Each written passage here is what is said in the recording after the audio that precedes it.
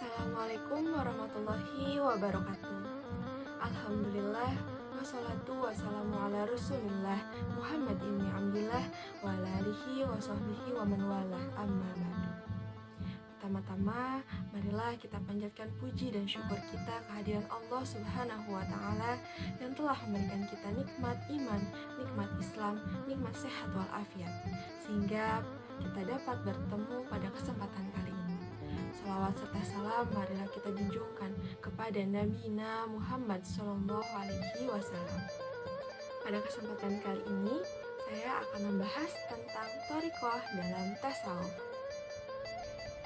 Thariqah dalam bahasa Arab merupakan sebuah istilah yang merujuk kepada aliran-aliran dalam dunia tasawuf atau sufisme Islam. Secara bahasa berarti jalan atau metode, dan secara konseptual bermakna jalan kering di tengah laut, merujuk kepada sebuah ayat dalam Al-Quran. Dan sungguh kami telah wahyukan kepada Musa, tempuhlah perjalanan di malam hari bersama para sahabat-sahabatku, dan buatlah untuk mereka jalan kering di tengah laut. Quran Surat Toha ayat 77. Thariqah dalam tasawuf berarti jalan menuju Allah Subhanahu wa Ta'ala untuk meraih ridhonya dengan menaati segala ajarannya. Sebagai sebuah organisasi, tempat berkumpulnya orang-orang yang berupaya untuk mengikuti kehidupan tasawuf, thariqah tak cuma menjalankan ritual-ritual kegiatan keagamaan semata. Kehadiran thariqah tak serta-merta menjadikan pengikutnya meninggalkan sebuah kehidupan.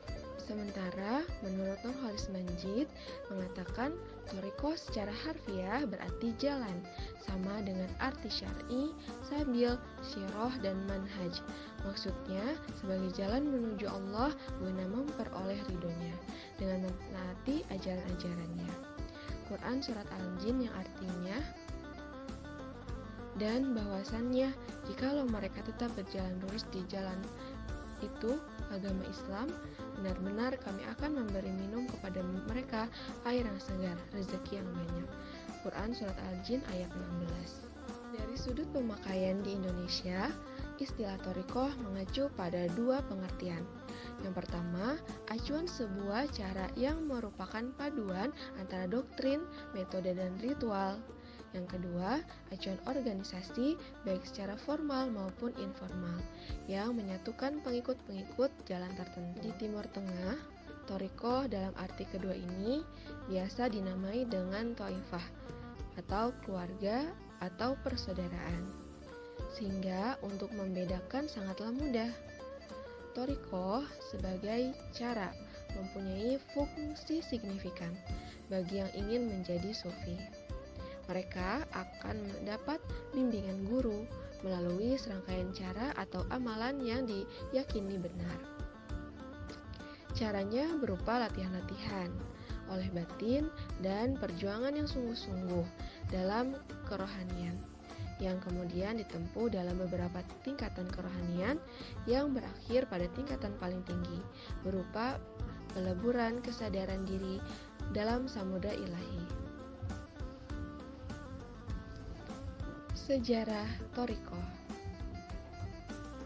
Thariqah mulai berkembang sekitar abad ke-6 Hijriah. Adalah thariqah Qadariyah yang pertama kali berdiri. Thariqah ini diajarkan Abdul Qadir bin Abdullah Al-Jili, seorang sufi tersohor di Baghdad. Menurut legenda, sufi kelahiran Jilan, Persia 471 Hijriah itu adalah orang soleh yang memiliki keajaiban. Hubungan tasawuf dengan thariqah. Hubungan tasawuf dengan thariqah berawal dari tasawuf yang berkembang dengan berbagai macam faham dan aliran, hingga orang yang akan berkecimpung dalam tasawuf lazimnya melalui suatu thariqah yang sudah ada. Peralihan tasawuf yang personal ke thariqah yang melembaga tak bisa dilepaskan dari pertumbuhan dan persebaran tasawuf. Makin luas pengaruh tasawuf mendorong orang ingin mempelajari tasawuf dan menerima orang yang memiliki ilmu dan pengalaman luas dalam pengalaman tasawuf yang dapat menuntunnya. Agar tidak tersesat, maka ada kewajiban belajar dari seorang guru dengan metode mengajar yang disusun berdasarkan pengalaman suatu praktik tertentu. Bila ditinjau dari sisi lain, thariqah itu mempunyai 3 sistem. Yang pertama, sistem kerahasiaan, sistem kekerabatan, dan sistem hierarki seperti khalifah tawajuh atau khalifah suluk, syekh atau mursyid, wali atau kutub. Kedudukan guru thariqah diperkokoh dengan ajaran wasilah dan silsilah. Keyakinan berwasilah dengan guru dipererat dengan kepercayaan karomah, barokah atau syafaah atau limpahan pertolongan dari guru. Pengertian tadi menunjukkan thariqah sebagai cabang atau aliran dalam paham tasawuf. Pengertian itu dapat ditemukan pada berbagai thariqah yang ada, seperti Al-Ahadiyah, Qadariyah, Naqsyabandiyah, Rifa'iyah, Samaniyah, dan lain-lain. Untuk di Indonesia, ada juga yang menggunakan kata thariqah sebagai sebutan atau nama paham mistik yang dianutnya, dan tidak ada hubungan secara langsung dengan paham tasawuf yang semula atau dengan thariqah besar dan keenam. 4 fase perjalanan menurut para sufi. Pertama, syariat. Kedua, thariqah. Ketiga, hakikah. Keempat, ma'rifah. Mempelajari thariqah memiliki syarat menurut Muhammad Hashim Asy'ari, sebagaimana dikutip oleh Muhammad Sholihin, seorang penganalisis thariqah dan sufi, mengatakan bahwa ada 6 syarat dalam mempelajari thariqah. Yang pertama, qada shahih. Kedua, sidq shoris. Ketiga, adab murdiyah. Keempat, ahwal zakiyah. Kelima, hifz al-hurmah. Keenam, hus al-hidmah. Tujuan thariqah adalah membersihkan jiwa dan menjaga hawa nafsu untuk melepaskan diri dari berbagai bentuk ujub, takabur, riya, hudbud dunia atau cinta dunia, dan sebagainya. Tawakal, rendah hati atau tawadu, ridho, mendapat makrifat dari Allah juga menjadi tujuan thariqah. Thariqah di Indonesia. Berikut ini adalah thariqah utama yang ada dan berkembang di Indonesia. Pertama, thariqah Akmaliyah.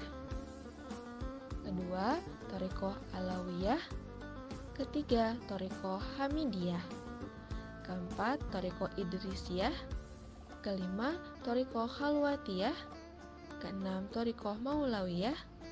Ketujuh, thariqah Naqsyabandiyah. Kedelapan, thariqah Naqsyabandiyah Ali Ba'alawiyah. 9, thariqah Qadariyah.